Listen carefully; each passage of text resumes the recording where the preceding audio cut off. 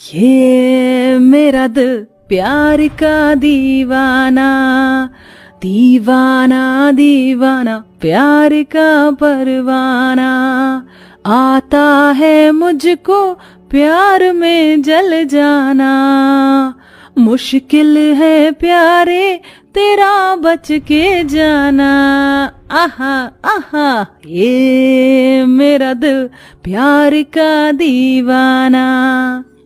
पूजा कानों में हेडफोन लगाए जोर जोर से गाना गा रही थी। तभी उसकी बड़ी बहन भारती हाथों में झाड़ू लिए कमरे में आती है। उफ, आ गई ब्लैकी टैकी। भारती जैसे झाड़ू लगाने के लिए पंखा बंद करती है, पूजा बड़े घमंड से अपनी माँ रुक्मिणी को चिल्लाती है, मम्मी मम्मी कहाँ हो आप? अरे अरे क्या हुआ मेरी पूजा को?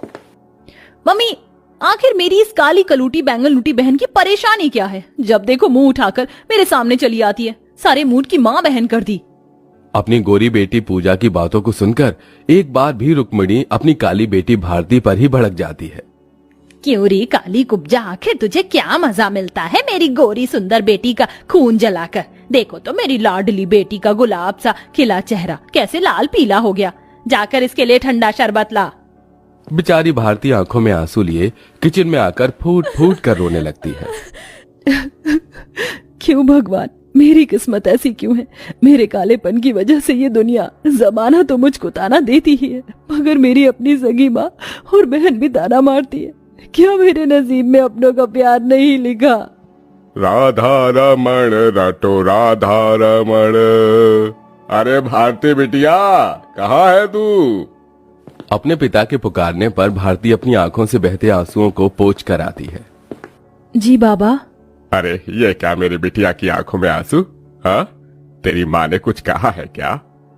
हाँ हाँ, मैंने तो तुम्हारी लाडली बेटी पर कोड़े बरसाए हैं। पता नहीं ये कलनहार कब जाएगी। इस घर से कौन ब्याहेगा भी इस कलूटन को?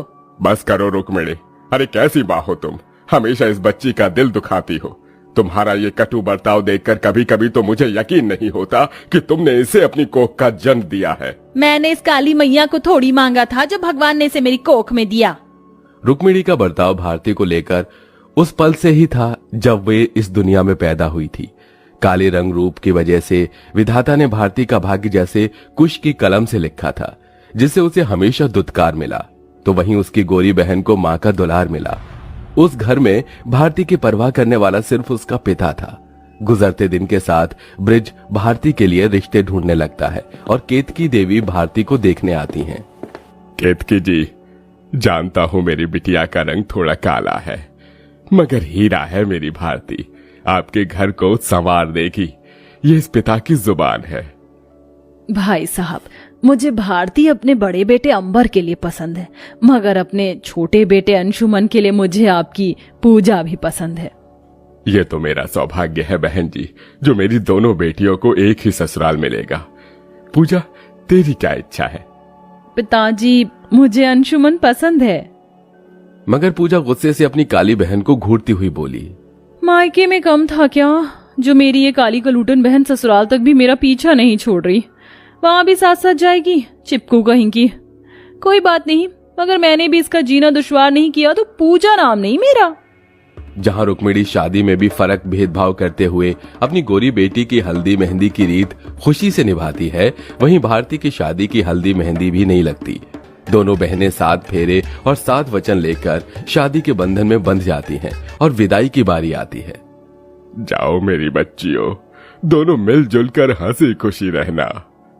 लेकिन पूजा को अपनी काली बहन की खुशी कहाँ रास आनी थी। दोनों ससुराल पहुंचती हैं, लेकिन अपने काले रंग रूप को लेकर भारती के दिल में अलग ही डर बैठा हुआ था। हे भगवान, मायके में तो सारी जिंदगी दुख झेलते बीत गए, बस ससुराल में मेरी किस्मत में दुख मत देना।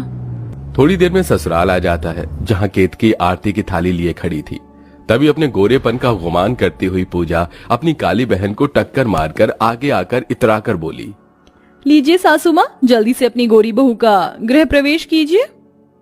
पूजा बहू, तुम छोटी हो, भारती बहू इस घर की बड़ी बहू है, इसलिए उसका गृह प्रवेश पहले होगा।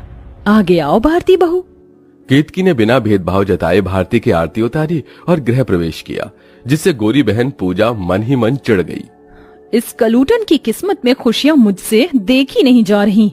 जहां गोरे रंग रूप के चलते मायके में पूजा अपनी काली बहन पर हुक्म चलाती थी, ससुराल में आकर उसकी चाल उल्टी पड़ जाती है, क्योंकि किस्मत इस बार भारती के हक में थी। गृह प्रवेश के बाद पूजा पैर पटकते हुए कमरे में चली गई और गुस्से में तकिया उठाकर अंशुमन को दे मारा। पूजा, ये क्या बदतमीजी है? अपनी सुहागरात पर कोई अपने पति के साथ ऐसा बर्ताव करता है? देखो, अभी तुम चले जाओ क्योंकि मुझे गुस्सा आ रहा है। इतना बोलकर पूजा रूठकर सो जाती है। वहीं अंबर भारती को पहली रात में तोहफा देता है। भारती, मैं तुम्हारे लिए कुछ लाया हूं। जी, क्या लाए हैं अंबर जी? तुम पीछे घूम जाओ। भारती शर्माते हुए बिन कुछ कहे पीछे की तरफ मुड़ जाती है।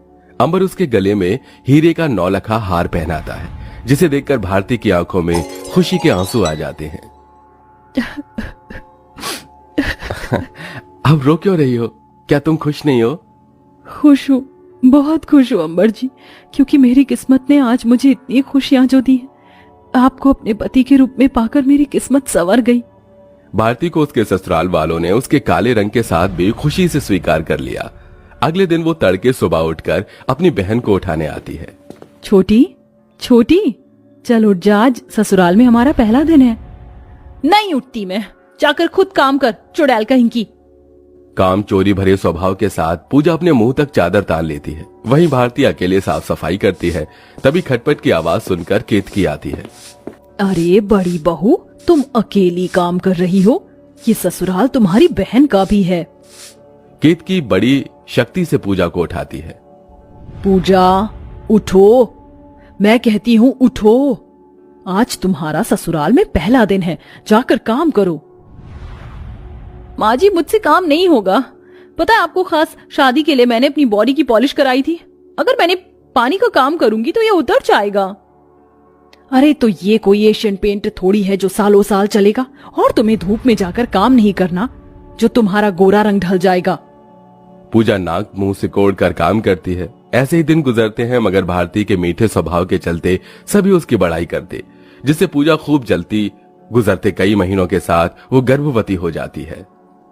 माँ जी, बाबूजी, मुझे आशीर्वाद दीजिए, आप दादा दादी बनने वाले हैं।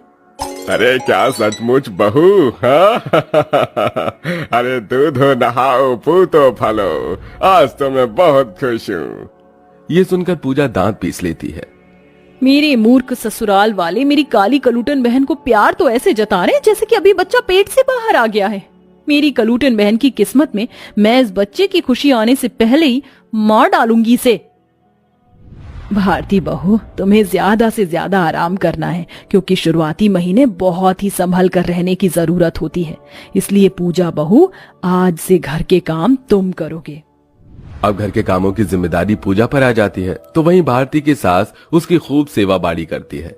ऐसे ही 5-6 महीने बीत जाते हैं और एक रोज, माँ जी, आज मुझे 6 महीने पूरे हो गए हैं। डॉक्टर चतुर्वेदी ने मुझे बुलाया है। अंबर जी को काम है, इसलिए वो जा नहीं पाएंगे। तभी पूजा प्यार जताते हुए फट से कहती है, तो क्या हो गया दीदी, तुम्हारी छोटी बहन है ना, मैं चलूंगी तुम्हारे साथ अपने पाले पाले से मुन्ने का अल्ट्रासाउंड करने। पूजा गाड़ी की ड्राइविंग सीट पर बैठकर खुद गाड़ी चलाती है और तेज चलती गाड़ी से अपनी बहन को धक्का मार देती है। जाओ मेरी प्यारी बहन, जहन्नुम की सैर करो। माँ! भारती गिरकर बेहोश हो जाती है, तो वहीं पूजा की गाड़ी आगे जाकर टकरा जाती है और उसका बहुत बुरी तरह से एक्सीडेंट होता है। तभी भारती दर्द से कराती हुई अपनी बहन के मुंह में दौड़ी दौड़ी आती है। पूजा, आंखें खोल, उठना, अरे कोई मदद करो। माँ, मेरा बच्चा। गर्भावस्था के उस कठिन कष्टदायी हालत में भी भारती उसे अपनी पीठ पर लादकर अस्पताल ले आई, जहां पूजा की जान बच जाती है। घर वाले भी अस्पताल में हाजिर हो जाते हैं। पूजा, कैसी है तू मेरी बहन? पूजा अपनी गलतियों पर पछताते हुए माफी मांगती है। दीदी, मुझे माफ कर दो। मैंने हमेशा तुमसे बैर रखा और अपनी सुंदरता और गोरेपन पर घमंड करती रही। तुम्हें मारना भी चाहा, मगर फिर भी तुमने मुझे बचाया। उस दिन के बाद पूजा के मन से अपनी काली बहन के लिए बसी हुई नफरत मिट जाती है और दोनों बहनें एक ससुराल में खुशी खुशी रहने लगती हैं, जहां थोड़े दिनों बाद भारती एक बच्चे को जन्म देती है।